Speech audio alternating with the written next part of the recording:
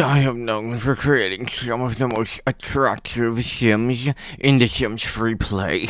This one here is the lewdest Sim I have ever created. I would not mind having Ash with her.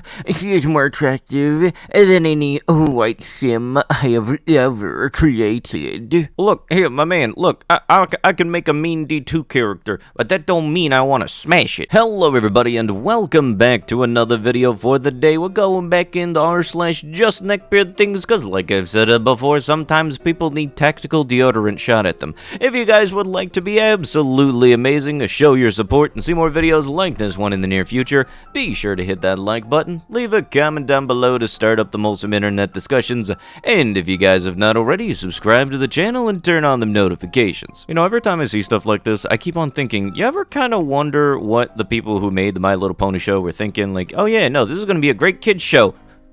What happened to that? And I never understood what exactly it was about cartoon horses that, Reddit moderators were attracted to. I'm standing in a line at a coffee shop, and some a petite cutie with bright blue eyes and curly dirty blonde hair smiles at me. My heart literally winces in pain, and I fight the urge to karate chop her out of self-defense. Sorry, but go hurt someone else. I don't need your help. Peace. Take your home from college hot girl summer somewhere else. Boo.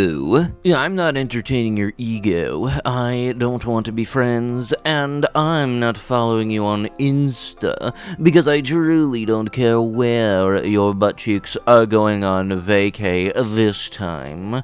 Leave me in peace. My New Year's resolution was to do 2K23 single. Honestly, it isn't hard when you're pent up with a hurt and disappointment. Yes, and definitely being pissy on the internet is making it such a freaking challenge. I'm doing better this year than I've ever been, making more money than I ever had, pursuing things that make me happy, and focusing on myself. I don't need a friend group, and I certainly don't need a girlfriend. I'm not interested in making new friends, and I'm not interested in meeting the one. I don't trust any of you, period. So wait, hold up. You mean to tell me that all this stuff happened because a barista smiled at you? God, I want to know how many people I piss off now for smiling at him. My ideal society, one that we live in, I guess, is a fusion of Iran and Japan. You would have anime and Japanese girls, but those girls would be governed under Islamic law and wouldn't be able to talk back to the head of their household. The kawaii aspect combined with the female submissiveness would be perfect. I mean, have you seen modern 3D females?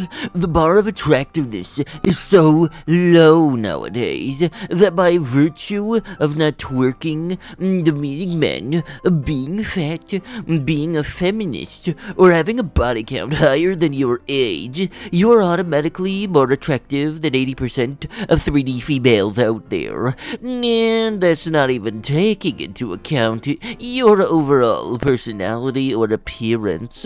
It is no wonder men are looking at waifus instead of wives. The most plain Jane anime girl has more femininity than half the Western 3D females combined. I know I've said this way too much, but the main difference between anime characters and 3D women is that there's a lack of free will in one of those. I can say this right now. You give an anime character free will, they see your butt, they're gonna be running for the hills. I went on a date with a guy I met at a party. He made me prove that I liked Lord of the Rings by answering who said what when he quoted someone. I pulled out a notebook of really poorly drawn anime characters and asked me if he could draw me. He was a lot shorter than me and asked if it bothered me. I said no, and then he said, "Good, I like Amazonian goddesses." He kept trying to put his jewelry onto me despite my protests.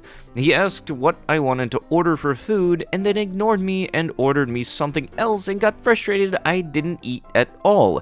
He referenced being arrested, made me guess what for, and when I refused to guess for not knowing him well enough, he said GBH. He was a trainee doctor and asked if I had ever broken any bones. When I replied yes, he said that he was going to look up my x-rays. And the icing on the cake, when I wanted to leave, he got my knee-high boots, slipped them onto my feet, and zipped them up and said, "You should always be treated like a goddess, my Mordecai Adams." All one date. Yeah, I can guarantee you dude didn't get a second date. Talking about Lord of the Rings, okay, cool, nerd date, that's all good and everything. But saying that you have to prove that you know Lord of the Rings by answering obscure trivia questions, yeah, that's a little bit of a flag. TBH, I think females are good for S only one time. After doing that her once, she's pretty much useless afterwards. I guess ironic coming from the person who has been useless from the get-go. The pecker destroys her V, and it is simply disgusting to do it again, especially after someone else has done it. And don't try to tell me otherwise. I'm not an incel, by the way. I made 94 plus virgins useless. LOL. Oh, so you mean to tell me that uselessness is contagious and you got that much action? Oh, happy joy. You must be so proud of yourself, my man. If you think that somebody's body has the elasticity equivalent to that of a balloon 4 days after the birthday party, you need to not be going near anybody anytime soon. Did you actually expect me to have S with you after dating you for 3 months, giving me gifts, compliments, respect, loyalty, and being the best boyfriend I ever dated? Kinda. If you're dating somebody, doing the under the sheet shuffle is kind of just like sprinkles on top to it all. It's not an actual requirement, and if you do it thinking that you're going to get it if you put in enough boyfriend tickets, that's very much not a good reason to get into a relationship with anybody in the first place. Also, I saw the Mario movie. I absolutely loved it. All the Easter eggs, all the nostalgia trip, Bowser's theme on the piano. I loved the whole thing. I didn't even really pay attention to the fact that Chris Pratt was the voice of Mario. If you haven't seen the movie, but you're a fan of Mario, first off, why not have you not seen the movie? Secondly, it's going to just be a big old nostalgia Easter egg fest for you. r/anti-work, in other words, r/lazy POS. You guys want me to cover this? Please do let me know down below. I've been thinking about this, and I keep on forgetting this exists, but you know for a fact there's a whole cesspool of dum-dums in here. Mom won't stop nagging me to move out. I'm 37. No wife, no kids, no social life. Can't afford it. Yeah, gosh dang it, having a Facebook is so damn expensive nowadays. And obviously, no job. My mom knows all of this and still expects me to move out.